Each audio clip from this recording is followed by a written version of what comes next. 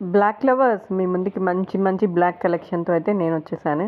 ఎవరండి చెప్పింది black కట్టుకోకూడదని? Black అసలు ఎంత అందంగా ఉంటాయి, కట్టుకుంటే అసలు హైలైట్ అంటే హైలైట్, ఎక్స్క్లూజివ్గా ఉంటాయి. సో మనమైతే మీకు ముందు 4 ఎక్స్క్లూజివ్ డిజైన్స్తో అయితే వచ్చేసాము.